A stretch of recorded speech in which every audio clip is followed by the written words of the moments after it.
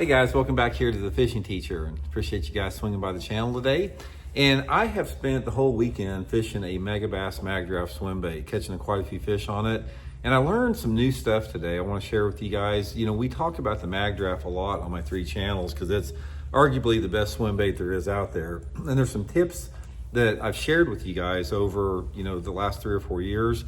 But every single time I fish the thing, I learn more about it. So I'm going to share with you guys what I learned this weekend. And guys, also, I will put my Megabass Magdraft and my Tackle Warehouse link in the description of this video. They got a ton of good colors of them. They got 4 different sizes. So if you guys are interested in getting some Magdrafts, you can use my Tackle Warehouse link. Great way to support the channel, and really appreciate everybody that's been doing that. Okay, as you guys have maybe seen it on my other channel, I fished that Solo Pro Series circuit here in Missouri up at Palm de Terre Lake this weekend, which, by the way, it's a great circuit. It's you fish by yourself there, which is really cool. You can really focus on what you need to be doing. It's first tournament circuit I've ever fished where you didn't have a co-angler. So it's been a really enjoyable experience there. But I fished that tournament this weekend, and I caught all my fish on a Magdraft, and I've been fishing a lot here around the house in Missouri the last 3 weeks, and I've been catching a ton of fish on the Magdraft. It's been my #1 bait for the last couple weeks here. So here's some stuff that I learned about it, because every single day that you're out fishing, you assimilate information. Here's some of the stuff that I learned about the Magdraft a little bit more that you probably haven't heard before.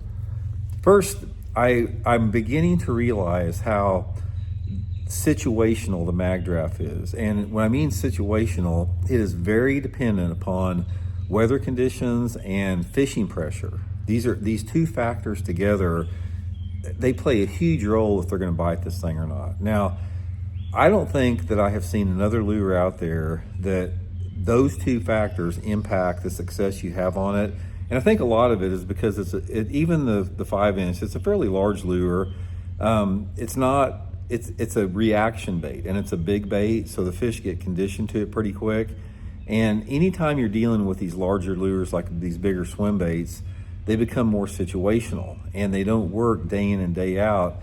Every condition, tough fishing pressure, light fishing pressure, whatever, because you take a bait like a Cinco or a Ned rig or something like that, it works day in and day out about anywhere. Not so with the Magdraft. Here's 2 things that you have to have for this Magdraft to work good. Number 1, you can't have a lot of fishing pressure. If you're on a heavily fished body of water where the fish see a lot of baits, probably not that good of a bait.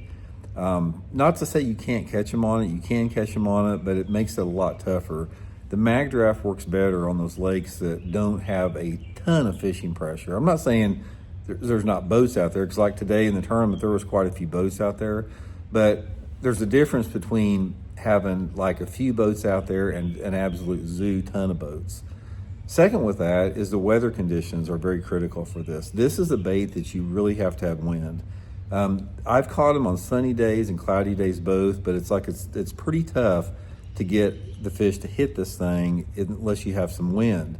And what I saw today and how I caught some of the fish over the last couple of weeks is on a calm day that it'll still get their attention, and they'll come after it, but they don't bite it. They just look at it and swim away.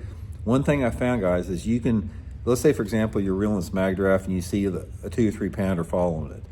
Go down about another 20 or 30 foot. Just keep moving, and then turn around and make a long cast with a wacky rig. I've been able to back up and catch a lot of those fish that I see following the Magdraft with the wacky rig. So anytime you're fishing the Magdraft, make sure you have a wacky rig, because you do get a lot of followers on this thing, and the wacky rig will catch them, more than not. You'd really surprised how many fish that you can catch that don't hit this Magdraft that will hit a wacky rig with that. So that's one thing with it. The next thing with it is barometric pressure and wind direction. Wind direction, you're going to do a lot better if the wind's out of the south. You're going to do a lot better if the barometric pressure is falling or steady. Hey, what are you doing there? Well, I just snuck up there. So those are the key factors with it. But mainly, guys, one things I want to share with you guys in today's video here is you need a south wind.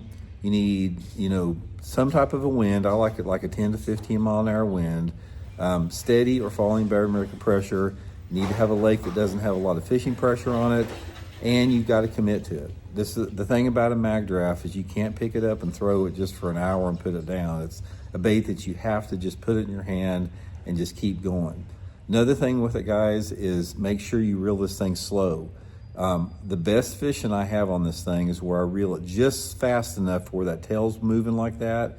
You don't want to reel it, not even at a medium speed. Keep it at a slow speed, and you can keep the bait shallower if you keep your rod tip up in the air. So I usually like to put my rod tip like at 10 or 11 o'clock position, reel it nice and slow, and it just seems like those fish react to it a lot better when it's going slow. So, guys, quick video. Again, I'll put that link in the description of the Magdraft. We'll talk later.